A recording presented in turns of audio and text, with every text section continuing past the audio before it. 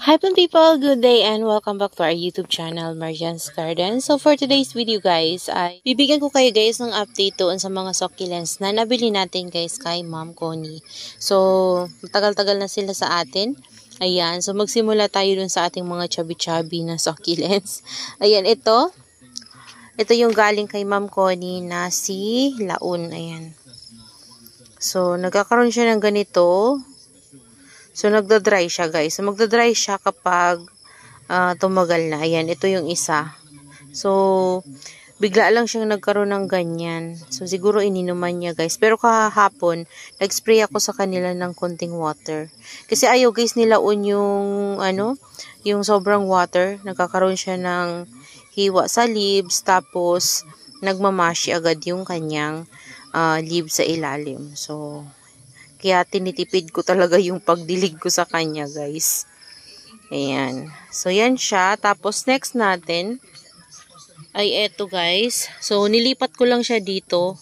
So, pot ito ni Crispate Beauty. So, si Crispate Beauty kasi guys, ay nagkaroon siya ng mealybugs. So, tinanggal ko yung mga mealybugs niya. And then, nilipat ko na lang siya ng ibang pot. So, ayan, guys. Nahirapan akong sambitin yung pangalan yan. Ayan. So, meron niyang kasamahan. Kasi 2 heads ata yan nabili ko eh. 2 heads or parang 3 heads siya. May baby pa yung isa. Pinaghiwalay ni ma'am. So, ayan. Nakaseparate na sila.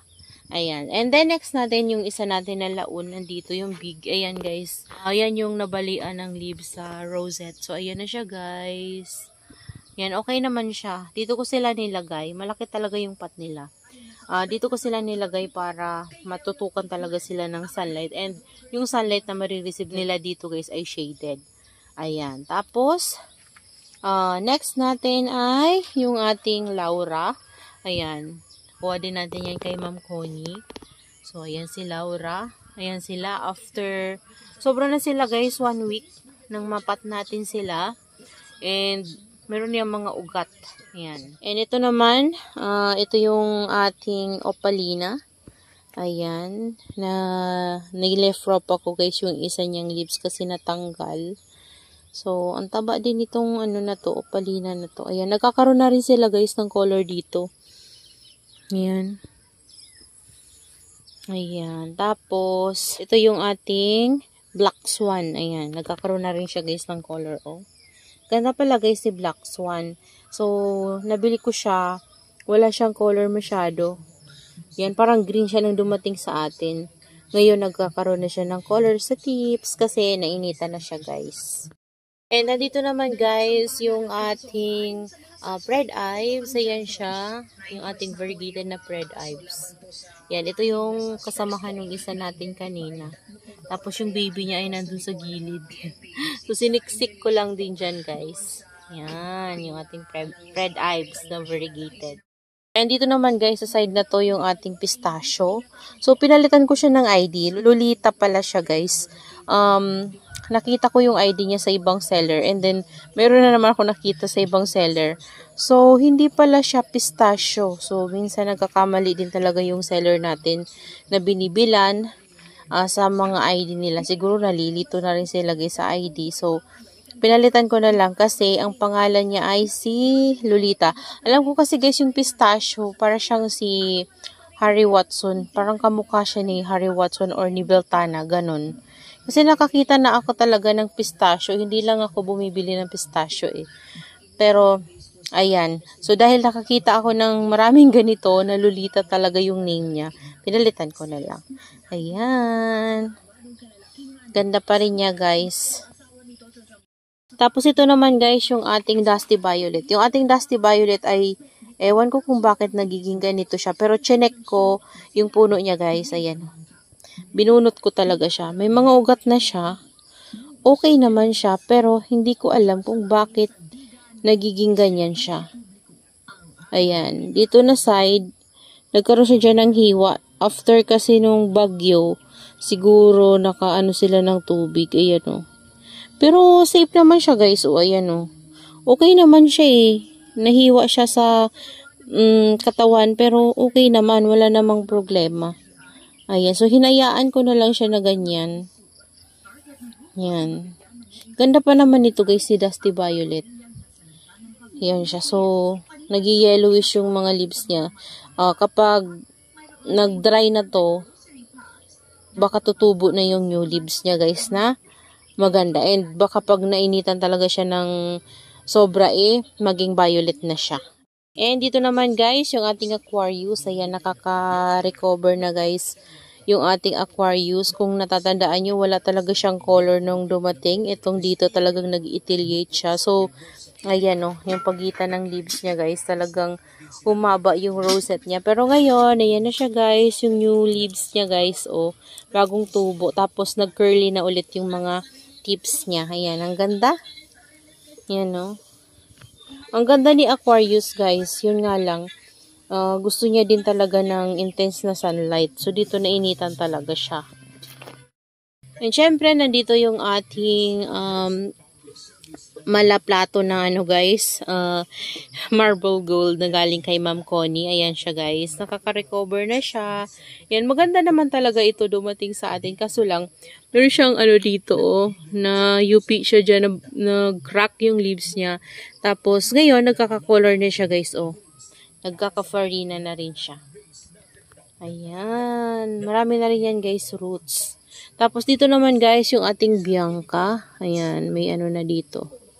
Ayan siya.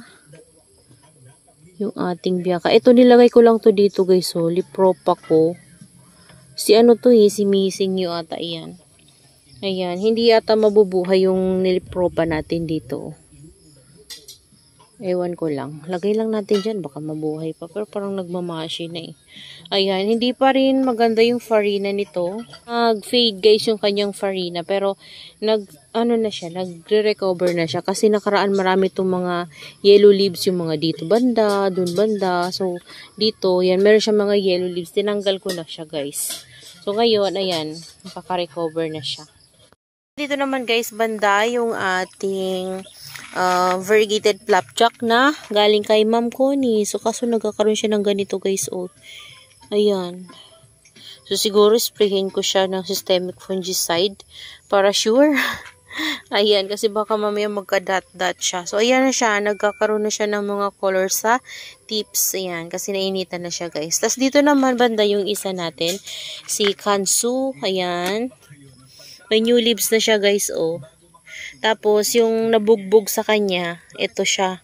Ayan yung mga bangas niya guys, Kaya pumangit yung dito banda kasi nabangasan talaga siya. Pero, all in all, okay naman siya guys at may bago na siyang tubo sa kanyang rosette.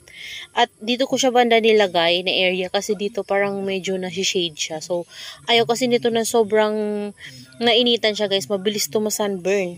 Ayan. Kasi nakailan na ba ako niyan? Siguro mga 4 na.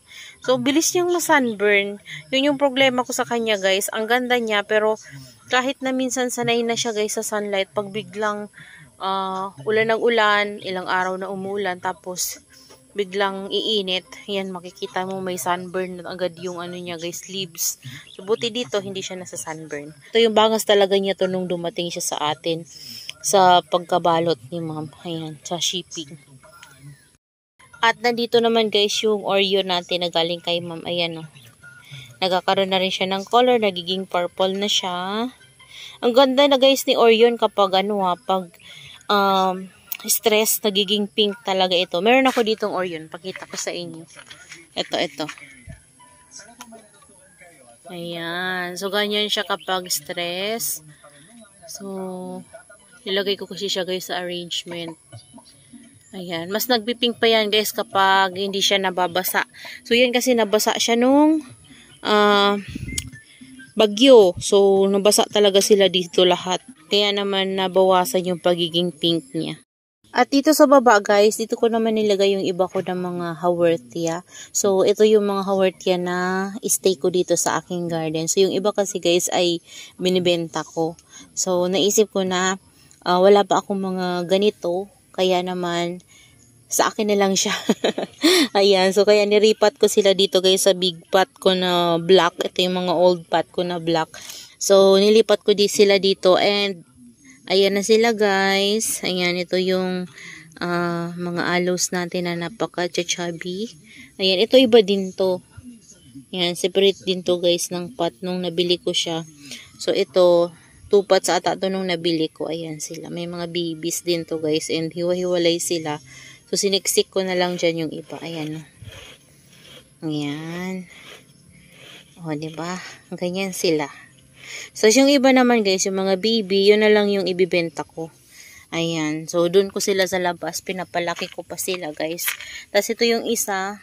Yan, 3 ata yung meron ako nito. Yung iba ibibenta ko. Pero ito, dito ko lang to sa garden ko, guys. Tapos ito naman yung isa. Ayan. Marami-rami kong napropa nito, guys. Yan siya. Tapos ito naman, yung dati ko pa to, guys. Ito, nilipat ko lang siya dito. Tapos ito naman yung galing kay Ma'am Connie. Ayan, tinabi ko sa kanya. Laki ng leaves dito, guys, oh. Ito free lang to sa akin dati ni Ma'am Chelsea. So pinapalaki ko siya kasi gustong-gusto ko talaga yan siya. Meron ako yan nabili before, talagang pricey. Ayan. Tapos ito naman, ito yung ano natin mga All's Claw. Ayan. Eagle's Claw ba? All's Claw. Ayan sila guys. Yan yung mga big to kasi 'di ba pinaghiwa-hiwalay nila. So pinagsama-sama ko sila sa isang pot.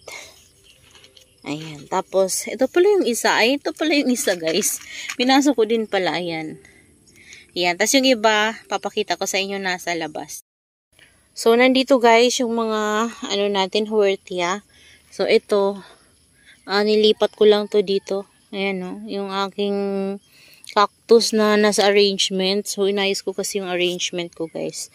Ayan. So, ito yung mga ibang bibis ng ating Eagle's Claw. Ayan, ito rin. Yan, ito yung mga hiwa-hiwalay. So, ayan, marami sila kasi marami tayong ganito na napropa guys, oh. Ayan. So, sana maparami ko siya. Ganda din niya, ah. Ayan, tas ito yung mga Eagle's Claw ko guys, oh. Yan. Ito. Tas ito din. Tas ito yung isa guys, oh. Stable na siya. Hindi na siya magalaw, oh. Ayan. Ang ganda nito. Tapos, ito din. Yan, propagation din natin. Kasi ito yung kasamahan ng baby nung isa guys. So, yung matangkad kanina. Tapos, ayun. Yan. Yan guys, yung mga tinira ko na pwede ko mabenta kapag malaki na talaga sila. Malaki naman na sila, pero gusto ko stable na sila guys para buhay na, hindi na sila mahirapan magbuhay kapag na-receive nila, diba? So, ayan lang naman sila guys. That's all for today's video and I hope you enjoy watching and see you on my next vlog. Happy gardening everyone. Bye-bye!